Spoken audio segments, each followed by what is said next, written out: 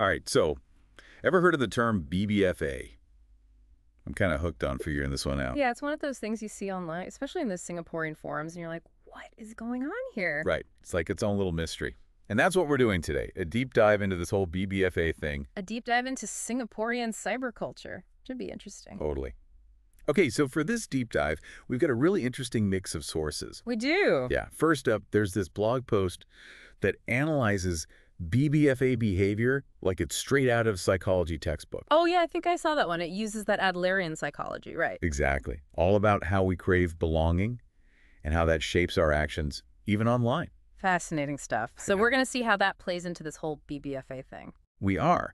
And then to get like the inside scoop, we're going to dig into a YouTube video transcript. It's got interviews with actual self-identified BBFAs. Wow, so we're getting firsthand accounts here. We are. And to kind of round things out, we've got this really insightful Rice Media article. It dives into all the social and cultural stuff surrounding this whole BBFA label. Cool, cool. Yeah. So we've got psychology, personal stories, and the bigger picture all covered. Exactly. Ready to decode this thing. Absolutely. What I find super interesting is how this term went from like a straight up insult on a forum to something way more complex. Right. Like it's become this whole phenomenon. But okay, before we get ahead of ourselves, let's break it down. Yeah, for those who don't know. Right. BBFA stands for Booty Boo Forever Alone. Which, let's be real, that's pretty blunt, even for the internet. No kidding. Yeah. And the fact that it came from the Hardware Zone forums, specifically that EDMW section, talks about a breeding ground for, well, interesting language. Seriously, that place has a reputation, you know? Some even call it Singapore's most, let's say, animated online space. Animated is one way to put it. Okay, but this blog post we were talking about, it lays out this whole BBFA journey in 5 stages. 5 stages. Okay, I'm intrigued. It's kind of wild, actually. But what struck me is, even though it comes from this very specific online culture, the anxieties it gets into, especially around dating, they're kind of universal, you know? Absolutely. Like, that desire to find someone, to be validated, it's something everyone can relate to some extent. Exactly. And this blog, it uses Adlerian psychology to explain how that desire can get amplified online. So the first stage, get this, is demand for admiration. Demand for admiration. Sounds kind of intense. Right. Basically, it's this idea that a guy believes that just being himself should be enough to win a woman over. Ah, the classic nice guy mentality. And listen, wanting to be admired, that's normal. But the blog argues that in this online dating world, it's not always enough. Totally. Especially with how competitive online dating can be. People are putting their best foot forward, or at least what they think is their best foot. So then what happens? Well, that's when we hit stage 2, seeking attention. So instead of just being themselves, they feel like they have to, what, like step it up? Exactly. Think hitting the gym, maybe spending a little too much money, all to stand out from the crowd. Because online, it's all about those curated profiles, right? Yeah. Presenting the best version of yourself. Totally. And the blog argues that this is where societal pressure, especially in a place like Singapore with its emphasis on achievement, can make things even more intense. Like it's not just about finding a connection, but proving your worth. Wow, so it becomes like a competition. In a way, yeah. And as with any competition, not everyone can win, which takes us to stage 3, power struggle.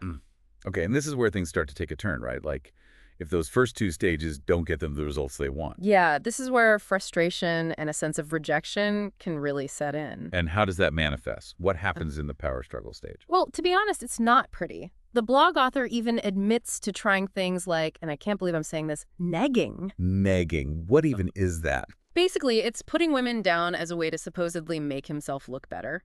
Like a defense mechanism, right? Masking insecurity with aggression. Oh, wow. That's not cool. Not cool at all. But it highlights how this online world can distort perceptions of how to interact with others, especially in the context of dating. That's rough. Okay, so from demanding admiration, we've gone to actively putting others down. Where do we even go from there? What's stage 4? Stage 4 is revenge. Revenge! You've got to be kidding me. This whole thing is a downward spiral. Sadly, it can be. This stage is all about lashing out, trolling, basically fueled by resentment and frustration. The blog author himself admits to this, especially in his 20s. Wow. So it becomes less about finding a connection and more about, like, taking down everyone else. It's a prime example of how online spaces can become echo chambers. Those negative feelings get validated and amplified. It's kind of scary how that works, how easy it is to get sucked into that negativity. It is.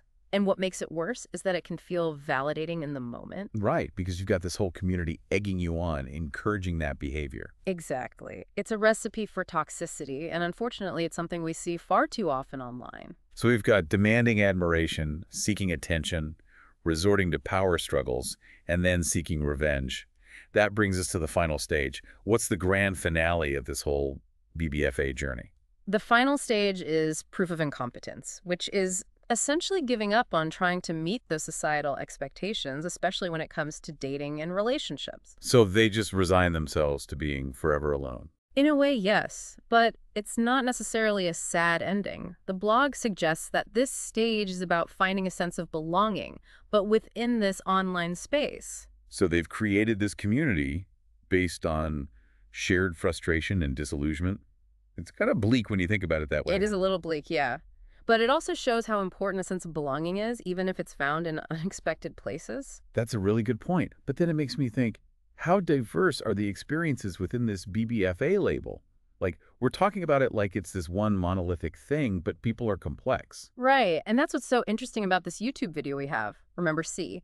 She identifies as a female BBFA, which immediately challenges that typical image we've been talking about. Yeah, C is a great example of how limiting that initial forum-driven idea of a BBFA can be. It's not just about being forever alone, but navigating the ups and downs of being single. Exactly. And C, she talks about how hard dating has been after a long-term relationship ended. It adds a whole new layer to what BBFA can represent. Exactly. And it's interesting because she even jokes about not being a real BBFA. Yeah. Because she's actually had relationships in the past. It's like she's reclaiming the term on her own terms. It shows how fluid the term DBFA can be. It's not always this negative, bitter thing. Sometimes it's about finding humor and camaraderie in the shared experience of, well, being single in a society that often prioritizes coupledom. Yeah, and it makes you think maybe for some people, being part of this BBFA community, it's less about rejecting relationships altogether and more about like finding humor in the whole dating game. Totally. It's like they're finding solidarity in those shared experiences, those frustrations that come with putting yourself out there. Exactly. Which actually brings us to something the Rice Media article touches on, this idea of pretty privilege and how even within the BBFA community, there's this awareness of how looks can impact your dating life. Oh, absolutely. For those who might not be familiar, pretty privilege is this idea that attractive people tend to have it easier in social situations, including, you guessed it, dating. Right. Like it's this unspoken advantage. So even in this online space where they're kind of rejecting mainstream dating norms, that awareness of how looks matter is still there. It's like this underlying truth they can't escape. And it makes you wonder, are they being self-aware about it? Like, are they acknowledging that maybe looks play a role in their experiences? You know, that's something the Rice Media article really digs into. They even suggest that some people who label themselves as BBFAs might be playing it up a bit online. Pulling it up. Like exaggerating their situation. Why would they do that? It's the internet, right? Yeah. Everyone's crafting an image. It could be that some people are leaning into that BBFA persona because it fits the narrative of that online space. Like they're playing a role. Wow. So how much of this BBFA thing is genuine frustration and how much is like online posturing? That's the million-dollar question. And honestly, it's probably a mix of both. People's emotions are complex. True. True. It's like we were saying earlier, that need for belonging is so powerful. People want to feel like they fit in, even if it's in a community that's kind of defined by Well, not fitting in. exactly. It's this weird paradox. But we also have to remember that even though there's this performative aspect to online interactions, it doesn't mean the underlying feelings aren't real. Right, right. And speaking of real, the Rice Media article also reminds us that there's a darker side to all of this. Oh, yeah. Things aren't always sunshine and roses online. Definitely not. They talk about this one interviewee who warns about doxing and harassment happening within the forum. Yeah, that's the thing about online spaces. Even if they're meant to be supportive, they can turn toxic pretty quickly. It's that anonymity factor. People feel like they can say and do things they would never do in person. Exactly. And it's a good reminder that words have power. Even online, we have a responsibility to be mindful of how we interact with others, especially when we're behind a screen. Absolutely. It's like with great anonymity comes great responsibility. Or something like that. Something like that. But yeah, hearing about the potential for doxing and harassment, it's definitely a reality check. It is. It is. Okay, so we've got this term, BBFA, that came from a pretty intense online space.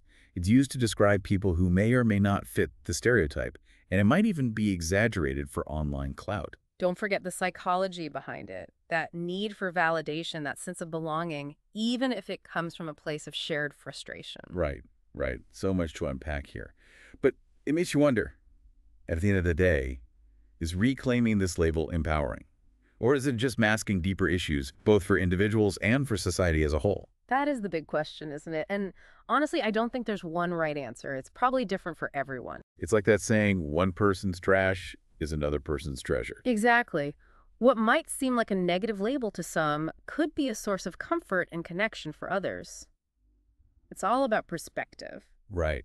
Like maybe for some people, it's a way to find humor in a situation that's actually kind of tough, the ups and downs of dating. Totally. And they find other people who get it, who are going through the same thing. Yeah, especially in a place like Singapore. They talk about this in the articles, like how there's so much pressure to succeed. And that extends to your dating life, too. Oh, absolutely. Singapore can be super intense that way. Like there's this expectation to hit all these milestones, get married, have kids, the whole 9 yards. Yeah, and if you're not meeting those expectations, maybe you feel like you're falling behind.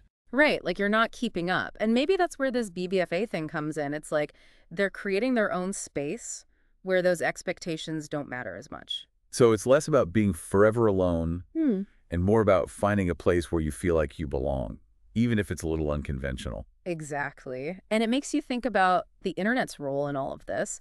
On the one hand, it can be this breeding ground for negativity, like we were talking about earlier, but it can also be a lifeline for people who are struggling. Totally. It gives you this way to connect with people, find your tribe, even if you don't fit in with the mainstream. 100%. It's like that saying, find your people and love them hard. The internet makes it so much easier to do that no matter who you are or what you're into. So we've gone from decoding a slang term to like dissecting Singaporean society and the psychology of online communities. This deep dive took some unexpected turns. It did, didn't it? But that's the thing about these deep dives. You never know where they're going to lead, but you always come away with a new perspective. Exactly. And in this case, I think what we've learned is that the BBFA phenomenon is way more complex than it seems on the surface. It's a reflection of social pressures, personal struggles, the power of online communities, all wrapped up in this one little acronym. Couldn't have said it better myself.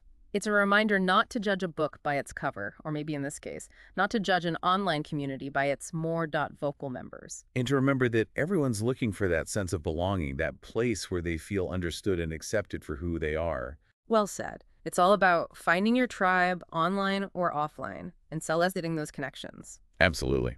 Well, on that note, this has been a fascinating and honestly kind of thought-provoking deep dive. Thanks for joining us today, and a big thanks to you, the listeners, for tuning in. Cheers to that. Until next time.